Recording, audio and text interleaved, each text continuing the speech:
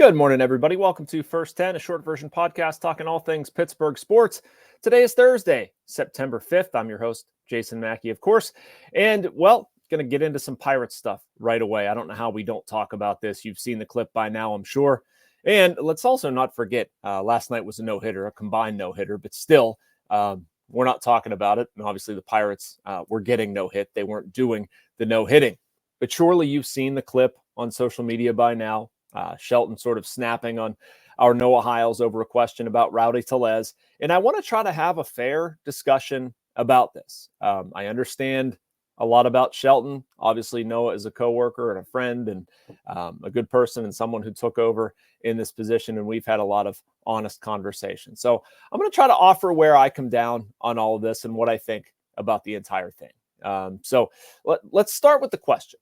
First off, Noah asked a question about why is Rowdy Tellez getting work there? What was the thinking behind using Rowdy Tellez in that spot?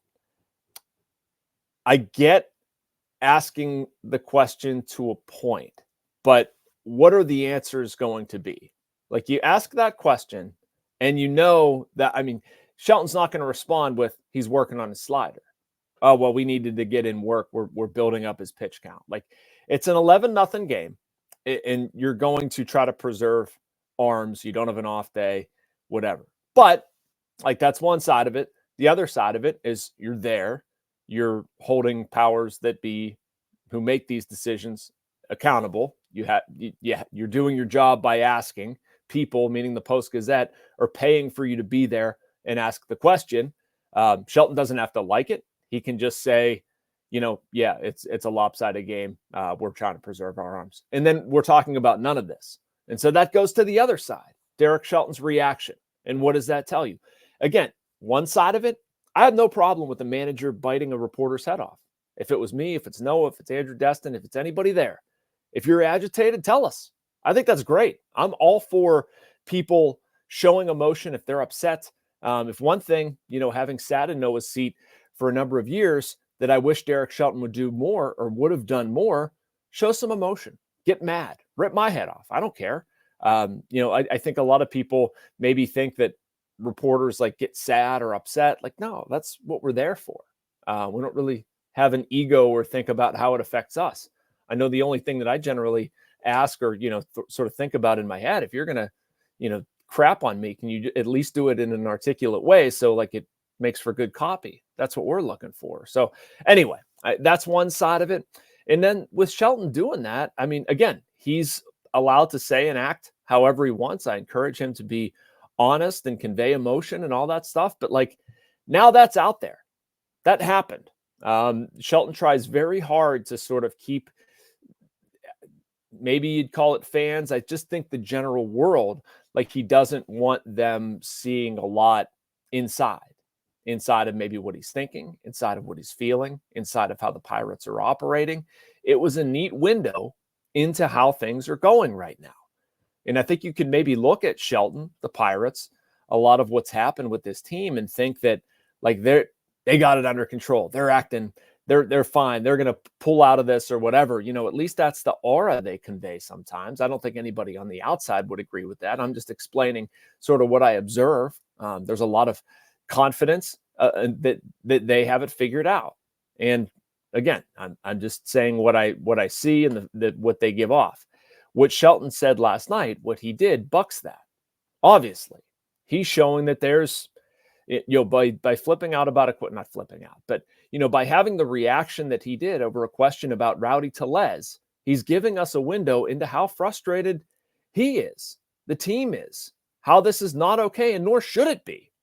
Shelton shouldn't be comfortable. The Pirates shouldn't be comfortable.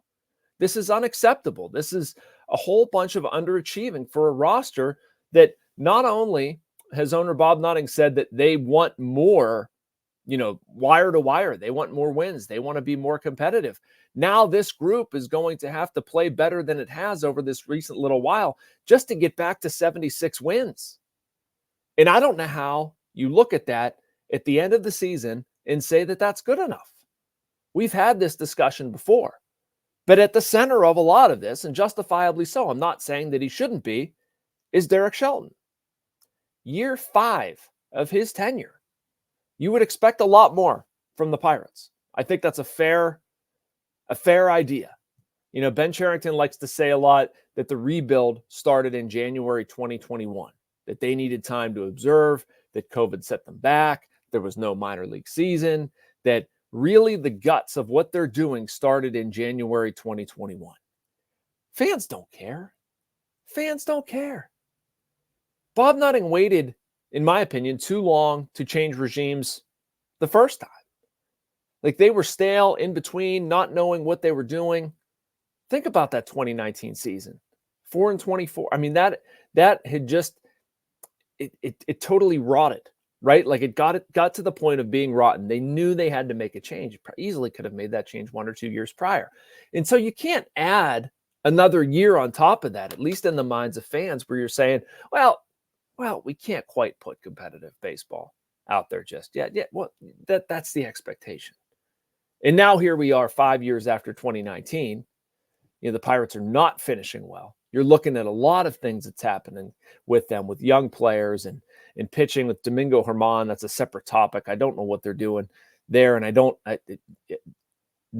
it's not working. He had one good start. Other than that, it hasn't been good enough. But, you know, overall, a team that is drastically underachieved. I want to get to a couple things Pirates related on the other side of this, as well as a Steeler thought or two. But first, we're going to take our usual mid-roll break for a special message from the Bradenton Area Convention and Visitors Bureau. Embrace the laid-back charm of island life while sinking your toes in the sand and discovering real, authentic Florida in the Bradenton area. Unspoiled beauty and pristine beaches, a vibrant waterfront downtown energized by local arts and culture, fresh Floridian cuisine with a flourish of rich history, and friendly locals ready to welcome you to this preserved paradise on Florida's Gulf Coast. Plan your visit today at BradentonGulfIslands.com. And welcome back to First 10. We're talking quite a bit of Pirates on the show after they were no-hit last night in Chicago, which stinks, by the way, because they actually played pretty good the first 2 nights of the series and just obviously did not have anything going, and a lot of frustration bubbling over in the manager's office at Wrigley Field. Derek Shelton quite upset about Noah Heil's question over Rowdy Tellez. And I don't think it was anything about Noah or Rowdy, or I mean, maybe he's upset that he's having to use a position player in so many games. I would understand that, but that's not Noah's fault. It's not the fault of the question. And I think Shelton probably wakes up today and isn't thrilled with how that looks. Like, even if you get upset at the report, I guarantee you from somebody who was in that seat, I have asked Derek Shelton things that have upset him or made him uncomfortable, and never once has he sort of snapped back. He might clam up, he might not say a ton, but you don't hear a response like that. And for me, that's just kind of, you know, the give a you-know-what gauge is lower, however you want to say that. Like, you know, you can't clamp it in anymore because there's that much frustration. All right, I got a good question in my email wanted to get to from David Higgy. I'm guessing Higie. David, I'm sorry if I said your name wrong, but he asks a good question. Why are Yasmani Grandal, Alika Williams, and Michael Taylor in a lineup? Would rather lose with young talent. Now, let me work backwards on that, because Taylor hasn't really played a ton, and it's not like they're committing a bunch to him. I'm not excusing it, David, and I don't totally understand either. Alika Williams, it's kind of, you know, I take that as he's going to play a responsible defensive shortstop, and they're not particularly worried about his development. That being said, why are you clinging to guys that you sort of know what they are, and you're not auditioning some of the younger guys that you're going to have to make Rule 5 decisions on? Nick York, Billy Cook, like, you're diminishing, you know, unless they have their minds made up, I guess, that they go to the 40. I just don't understand why you wouldn't take a look at those guys. And Grandal's another one. I mean, they've paid for him, I guess, is the best answer I can give you. But there's nothing that I'm going to say on here that, you know, is magically going to make all of this make sense. You know, I would be playing Henry Davis a lot. Joey Bart has gotten back to running. What I would do with Joey Bart, by the way, is play him at first base. I would not even worry about putting Joey Bart behind the plate. He's my opening day catcher in 2025. I know that. What I want to see is Henry Davis get as many at bats as possible. So yeah, riding with these guys who are on expiring contracts doesn't make a ton of sense to me. And before the past couple of games, I might have sent Jared Triolo down, to be honest with you. But he's actually caught a little bit of a spark over the last little while. I'm intrigued enough just because of the uncertainty surrounding Ke'Bryan Hayes' health. I might keep him up here. But yeah, some of these guys, veterans on deal, I don't understand what that gets you for next year. It's not like they're producing enough. It's not like they're winning. Just doesn't make a ton of sense to me. So, all right, I'll save the Steelers talk for tomorrow. We'll have another episode and get you ready for that Atlanta game. I'm going to be curious how much Jaylen Warren practices. I was down there yesterday, and he was limited based on their official sheet. Don't want to read too much into a Wednesday practice, but could feel a little bit better about his level of participation again. But we'll see. Anyway, get into more of that tomorrow. Thank you for watching, and talk to you tomorrow on First 10.